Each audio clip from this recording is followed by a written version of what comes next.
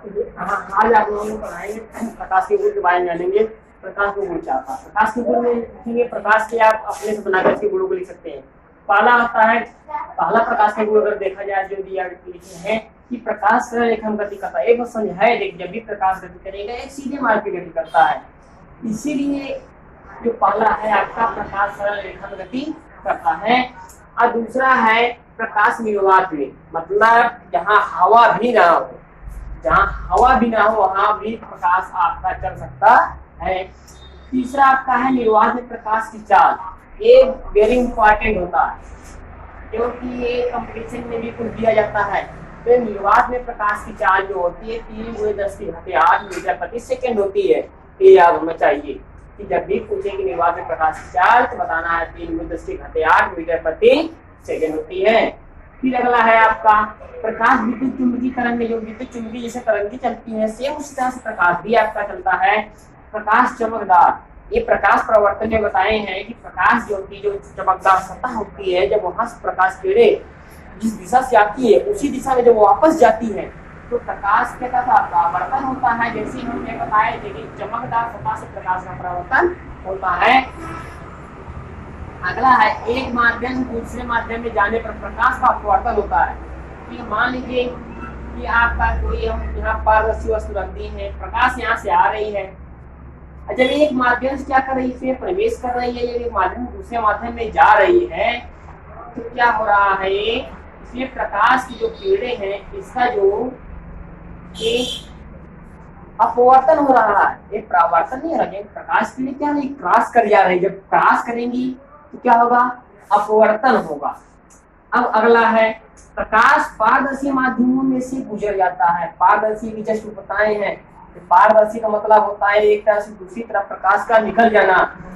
और अगला आपका है नेक्स्ट जो लास्ट है, प्रकाश स्वयं दिखाई नहीं देता, प्रकाश का कोई रंग नहीं होता इसलिए प्रकाश दिखाई नहीं देता है। प्रकाश के माध्यम से जो प्रकाश जब पड़ती उसके माध्यम से हमको क्या होती है, वस्तुएं दिखाई देती है।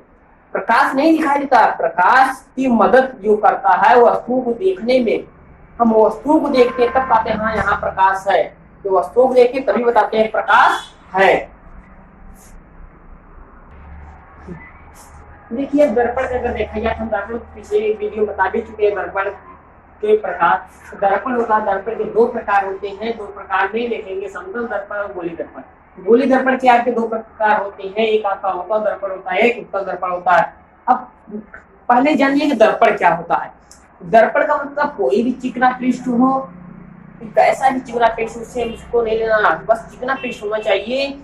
उसके हम एक सिरे को, मतलब एक जो सिरा है उसको हम पालिश कर दें। पालिश करने के बाद जब दूसरे सिरे से प्रकाश की किरणों का परावर्तन होने लगे तो आपका दर्पण कहलाता है।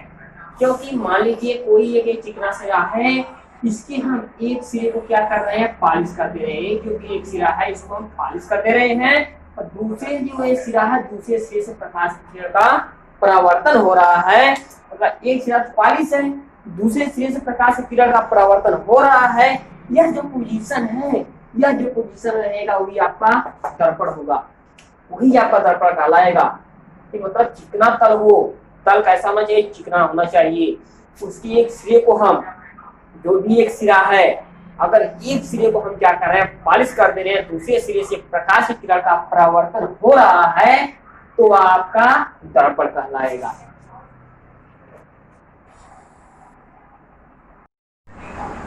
देखिए अब समतल दर्पण क्या होता है।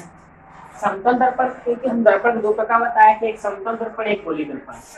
समतल दर्पण क्या होता है, समतल दर्पण का मतलब होता है कोई भी कांच हो जो कह हो, सिंपल से परिभाषा जान लीजिएगा, समतल कांच, कांच का मतलब जो शीशा होता है, समतल कांच के जो समतल कांच हो एकदम प्लेन हो, उसके एक सिरे को पालिश कर दे, एक सिरा अगर पालिश हो जाता है दूसरे सिरे से प्रकाश की किरण का परावर्तन होता है, इस तरह के दर्पण क्या कहलाएंगे, समतल दर्पण कहलाएंगे। क्योंकि अगर इसका संरचना देखेंगे, मान लीजिए एक कांच है, इसमें प्रकाश किरण आराम से क्रॉस कर जा रही है, प्रकाश किरण को क्रॉस कर जा रही है। अगर इसी की हम एक सिरे को, मान लीजिए निचले सिरे को पालिश कर दे रहे हैं, ये अगर सिरा अगर पालिश कर दे रहे हैं तो दूसरे सिरे से प्रकाश की किरण का परावर्तन होगा, तो यह जो दर्पण जो इस तरह के दर्पण होंगे वो क्या होंगे, समतल दर्पण कहलाएंगे। परिभाषा ये लिखी गई है कि समतल कांच की प्लेट, कैसे कांच की प्लेट होनी चाहिए, समतल के एक सिरे को, उसके एक सिरे को पॉलिश कर दे रहे हैं तो वह समतल दर्पण कहलाता है। दूसरा है गोली दर्पण। गोली दर्पण क्या होता है, गोली दर्पण मान लीजिए कोई खोखला कांच है, उसके ये हम ले लिए हैं खोखले कांच को, जो है सीधे लिखा गया है, कांच के खोखले गोले को काटकर, जो खोखला गोला है कांच का उसको काट के हम मान लीजिए या बाहरी या आंतरिक किसी भी सिरे को हम पॉलिश कर दे रहे हैं। इस तरह से हम किसी भी सिरे को हम पॉलिश कर दे रहे हैं। पॉलिश जब कर दे रहे हैं तो दूसरे सिरे से प्रकाश की किरण का परावर्तन होगा, तो यह इस तरह के जो दर्पण होंगे वो गोली दर्पण होंगे। सीधा सीधा लिखा गया है कि यदि कांच के खोखले गोले को काटकर उसके एक पृष्ठ पर पॉलिश कर दे तो वह गोली दर्पण कहलाता है। अब क्या है, गोली दर्पण कितने प्रकार के होते हैं, तो लिखा गया है यह दो प्रकार का होता है। गोली दर्पण दो प्रकार होते हैं। पहला है अवतल दर्पण। अवतल दर्पण क्या होते हैं देख लीजिए, जब हम सिंपल सा होता है कि उभरे हुए भाग को पॉलिश कर दिया जाए और दबे हुए भाग से प्रकाश की किरण का परावर्तन हो, तो इस तरह के जो होते हैं दर्पण वो आपके जो होते हैं अवतल दर्पण होते हैं। ये कि जब दबे हुए भाग से प्रकाश की किरण का परावर्तन हो रहा, उभरा हुआ भाग पॉलिश कर दे रहे हैं, तो आप क्या कहलाएगा, अवतल दर्पण कहलाएगा। परिभाषा क्या है, यदि गोली दर्पण के कटे हुए भाग के दबे हुए भाग से, जो कटा हुआ भाग है उसके दबे हुए भाग से जो दबा हुआ है भाग से प्रकाश की किरण का परावर्तन होता है, अवतल दर्पण कहलाता है। अब है इसके बाद उत्तल दर्पण। अब देखिए अगला है उत्तल दर्पण। उत्तल दर्पण क्या होता है, उत्तल दर्पण की कोई परिभाषा पूछे, सिंपल कहना है कि जब कोई गोली दर्पण होता है, जब उसका जो कटा हुआ भाग होता है उसके मान लीजिए हम इन जो दबे हुए सिरे को, ये जो दबा हुआ सिरा है इसको हम पॉलिश कर दे रहे हैं।